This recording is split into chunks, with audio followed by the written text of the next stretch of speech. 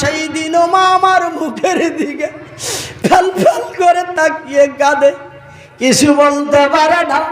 তবুও জানো মা সন্তানের মায়া ভুলতে পারে না। ভাইজান বন্ধুরে, একবার নয় দুইবার নয়, মা যেই দিন আমারে জন্ম দিল সেই দিন থেকে মা 6 থেকে 7 বার কাঁদলো, তবুও মা আমারে মহব্বত ছাড়তে পারল না। এই হলো আমার জনম দুঃখী মা, আমার জনম দুঃখী মা, আমার দয়াপতি দরদিনী মা, আমার জনম দুঃখী মা, আমার দয়াপতি দরদিনী মা। মাগো মা আমার মা, মাগো মা আমার মা, তোমার মতো মায়ার জিনিস, তোমার মতো দয়ার জিনিস, তোমার মতো মিঠা জিনিস মাগো আর পাইলাম না, মাগো আর পাইলাম না। মাকে এখানে খুঁজিলাম, মাকে ওখানে খুঁজিলাম এই মাহফিলেতে, আরো খুঁজিলাম আমার বাড়ি, আরো খুঁজিলাম আমার বাড়ি, খুঁজিলাম সারা বাংলাতে। মাগো মা আমার মা, তোমার মতো মিঠা জিনিস আর পাইলাম না।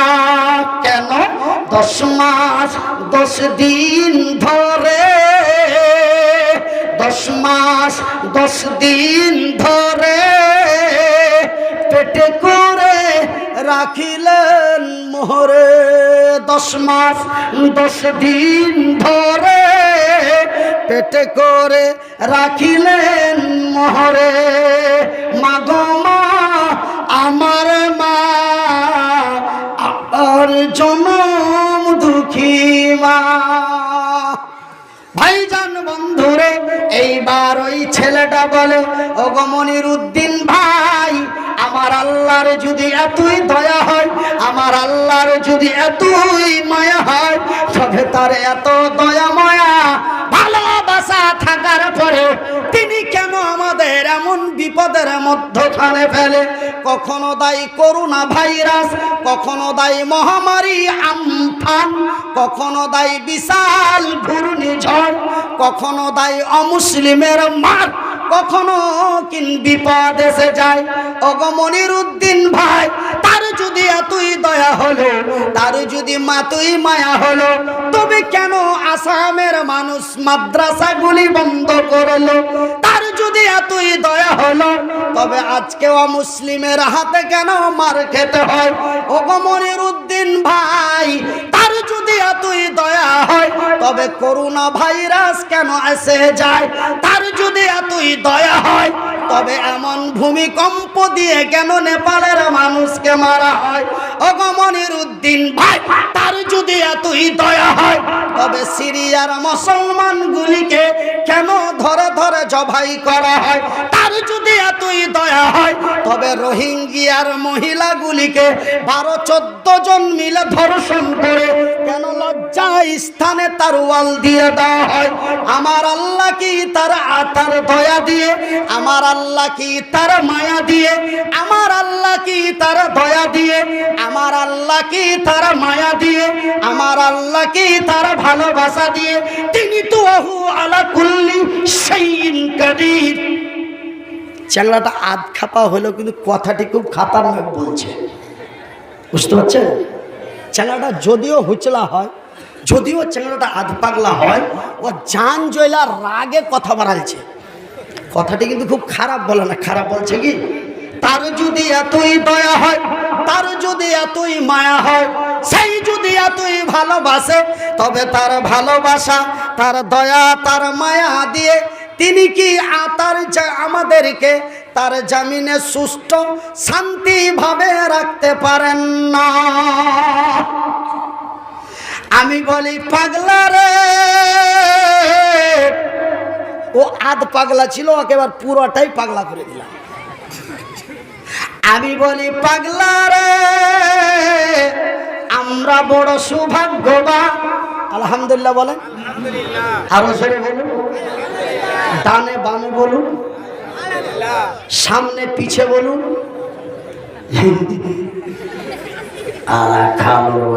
কোন জায়গাতে আল্লাহ তুই আগে পাঠাইছিলি রে? হ্যাঁ, কোন ঢের তুই পাঠাইছিলি রে আল্লাহকে রে?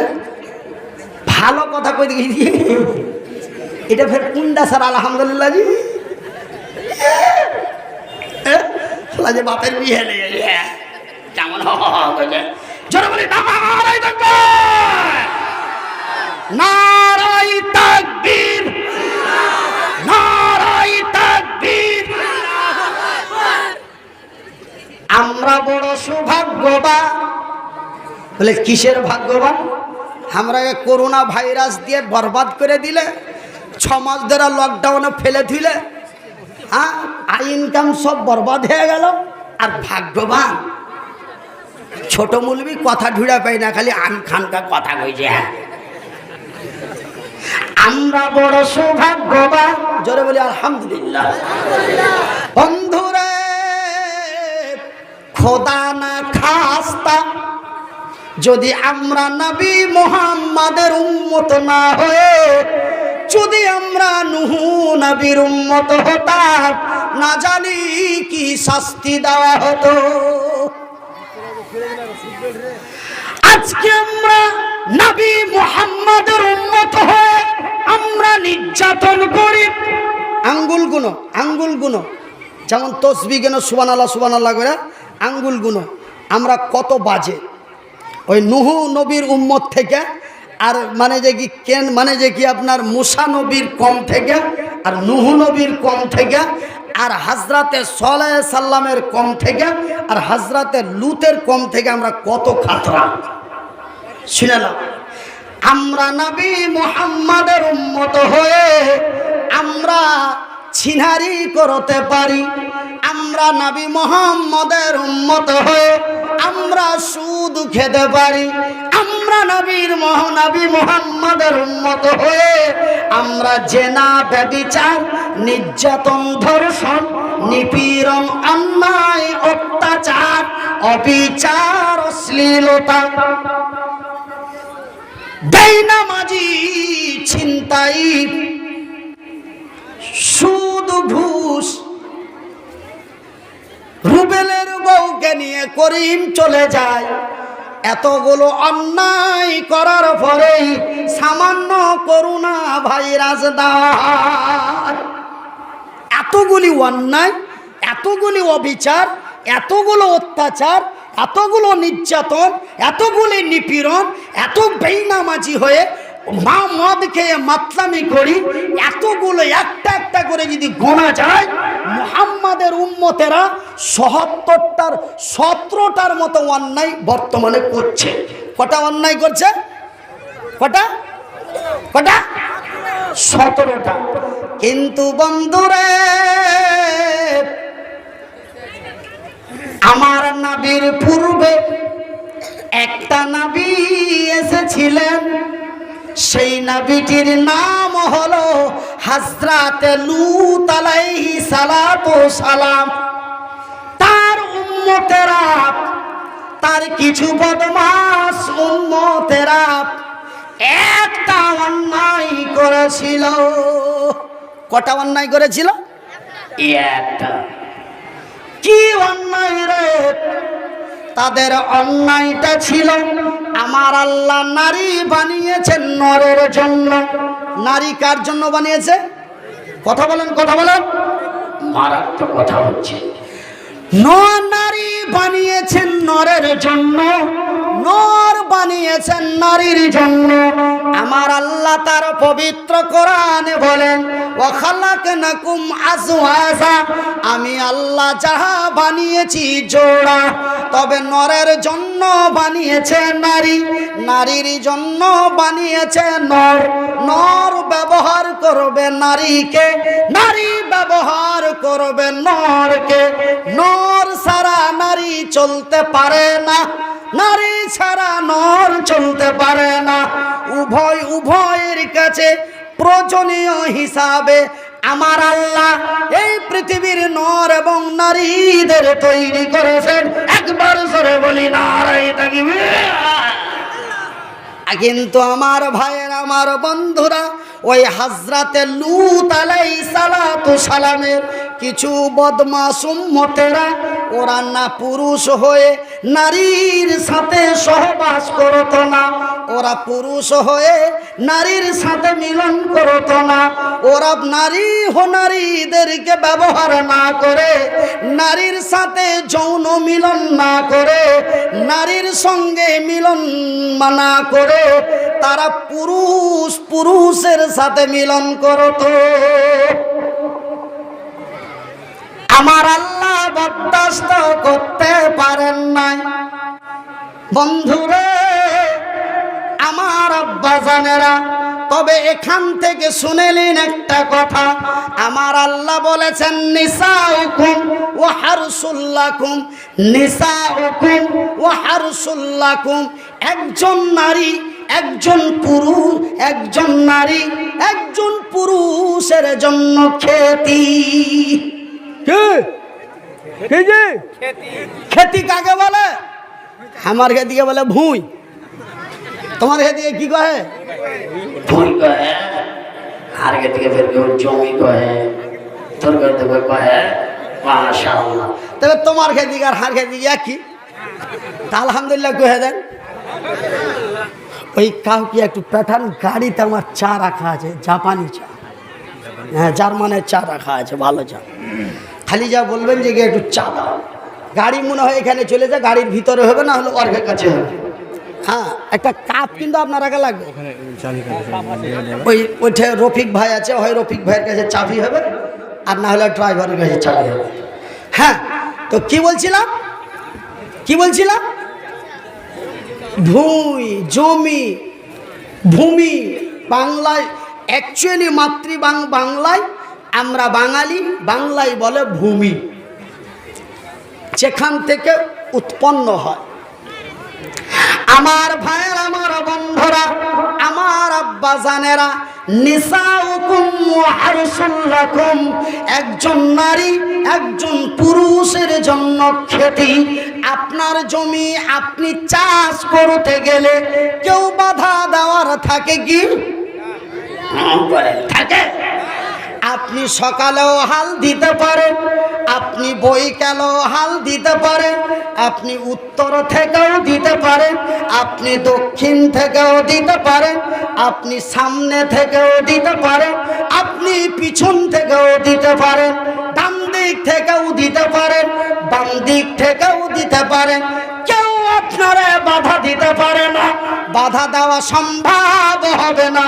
কিন্তু বন্ধুরে, যেই জমিটা তোমার জন্য, তোমারই জমি, সেই জমিটাই তুমি চাষ করো। ওই জমি থেকে যদি অন্য জমিতে যাও, তবে তোমার পিঠের চাম তুলে নেওয়া হবে। কথা ঠিক কিনা? আই চাপাচাপি করতে যা মাথা ফাটাফাটি হয় না তোমার দিকে? আরে সুবহানাল্লাহ, তুমি হারকে দিকে মত নিবা। হারকে দিকে একজনকে উল্টা কোদল দেওয়ার একই বাড়িতে শেষ করে দিলাম। খালি একটু ঘাস কেটেছিল তার লেগেছি, বুঝতে পারলে? তবে বন্ধুরে, এক জমি থেকে যদি অন্য জমিতে যাও, তোমাকে যেমন পাশের জমিওয়ালা আসতে দিবে না, এমনি যেন বলা হয়েছে নিসাউকুম হারসুল লাকুম, তুমি তো একজন নারী, একজন পুরুষের জন্য খেতি। যেইভাবেই পারো, যখনই পারো চাষ করো। কিন্তু বন্ধুরে, অন্যের জমিতে যেও না, সেটা যেন যাওয়া বড় অন্যায়। পাশের জমিওয়ালা যেন মেনে নিতে পারবে না। ঠিক এখানেই দ্বিতীয় একটি শব্দ ব্যবহার হয়েছে, ইল্লা দুব্বুর, ওই জমি থেকে এই জমিতে আসিও না। ওইখানে যদি তোমার জমির আইলের পাশের জমিতে যদি যেতে নিষেধ করা হয়, তবে এক দেশের জমি থেকে আর এক দেশের জমি কেমন করে চাষ করতে পারো? এটা কি কম বড় অন্যায়? এটা কি কম বড় অবিচার? এটা কি কম বড় অশ্লীলতা? এটা কি কম বড় ঘৃণিত লজ্জিত? আমার আল্লাহ বরদাস্ত করতে পারেন নাই। মহান স্রষ্টা বরদাস্ত না করতে পেরে হযরতে জিবরিলকে পাঠিয়ে দিলেন। ওগো জিবরাইল, লুতের কমেরা যেই অন্যায় চালু করেছে, এরা যা অশ্লীলতা চালু করেছে, এরা নিজের বিবিকে বাদ দিয়ে এরা এক পুরুষের সাথে মিলন করেছে।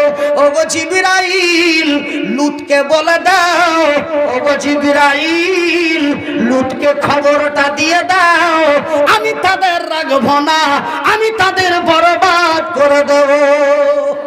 ভাই গো, আমার আল্লাহ বরদাস্ত করতে পারেন নাই হযরতে লূত আলাইহিস সালাতু সালামের ওই বদমাশ কওমগুলিকে। আমার আল্লাহ বরবাদ করে দিয়েছে, মাটির উপর থেকে মাটির নিচে পাঠিয়ে দিয়েছে, ধুলির সাত মরুভূমি করে দিয়েছে। রে আমার মুসলমান ভাইয়েরা, রে আমার ভারতের বন্ধুরা, রে আজকের মা বোন খালা বাবারা, এত অন্যায় অবিচার অশ্লীলতার করার পরেও, এত অন্যায় মাতলামি মসুদখোরি ব্যভিচারী জেনাকারী মিথ্যা শয়তানি রাহাজানি, এতগুলি অন্যায় করার পরেও আমার আল্লাহ আমাদের সুস্থ রেখেছেন। আমার আল্লাহ সামান্য ছোট ছোট আযাব দিয়ে, ছোট ছোট গজব দিয়ে আমাদের একটু পরীক্ষার দিকে ফেলে।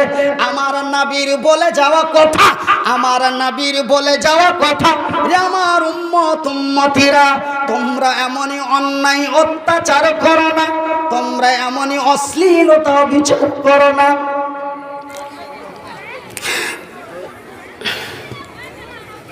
আরে আমার উম্মত উম্মতিরা, আমার পরে কোনো নবী আর আসবে না। কেউ যদি নবী রাসূল বলে দাবি করে রে, সেটা যেন মিথ্যা বলে অপবাদ করবে। রে বিশ্ব জগতের নর নারীরা, রে আমার উম্মত উম্মতিরা, রে আমার সাহাবী গণেরা, আমার পরে কোনো নবী আসবে না।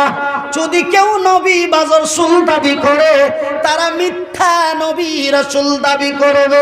তবে একটা জিনিস তোমাদের কাছে রেখে গেলাম, একটা হলো আমার আল্লাহর কোরআন, আর একটা হলো আমার মুখের জবান, আমার সুন্নাতে রাসূল। আর একটা জিনিস তোমাদের রেখে গেলাম, তোমরা তাদেরকে ফলো করে চলবে। ওরা কে রে? ওরা হলো এই দাড়িওয়ালা মুলবিগুলি, এরা হলো ওরাসাতুল আম্বিয়া। এদের কথাগুলি তোমরা মেনে চলিও। আমার কোরআন এবং রাসূলের আমার কথাগুলি স্মরণ করিও। তোমাদের কোনো অসুবিধা, কোনো ক্ষতি হবে না।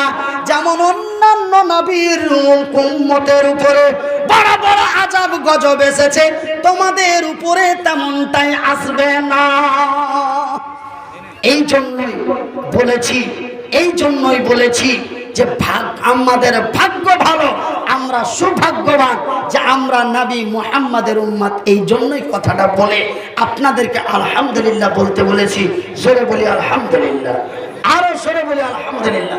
ভাই জানেন, আর একটা নবী আল্লাহর রাসূলের আসার পূর্বে আর একটা নবী এসেছিলেন।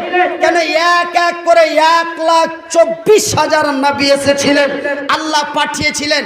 তার মধ্যে একটা নবীর উম্মতের অন্যায়ের শাস্তি আপনাদের শোনালাম, আর একটা নবীর অন্যায়ের শাস্তি শোনাবো। আর একটা নবীর উম্মতেরা এমন অন্যায় করেছিল, যেই অন্যায়ের ওসুল খেসারত তাদের দিয়ে মহান আল্লাহ তাদের বরবাদ করেছিল। সেই কথাটা ভাই বলবো না ছেড়ে দেবো? আরে দুটা লোক বলছে, বলো, দুটা লোককে জালসা শোনা যায়? ভাই বলবো না, ছাড়বো না। তবে ভাই জান বন্ধুরা আমার, যদি বলতেই হয় আর আর যদি শুনতেই হয়, আর যদি বলতেই হয়, আর যদি শুনতেই হয়, তবে একটা কথা শুনে রাখো বন্ধু, আর একটা কথা শুনে রাখো চাচা যান। এক জায়গায় জালসা করতে গেছি, জায়গাটা কোথায় জানেন?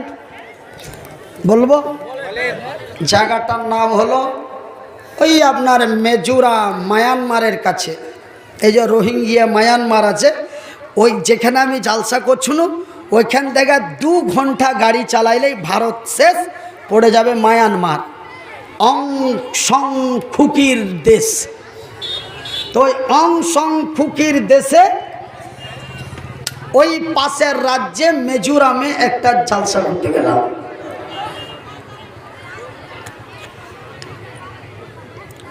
তো ওখানে জালসা করতে গিয়েছি,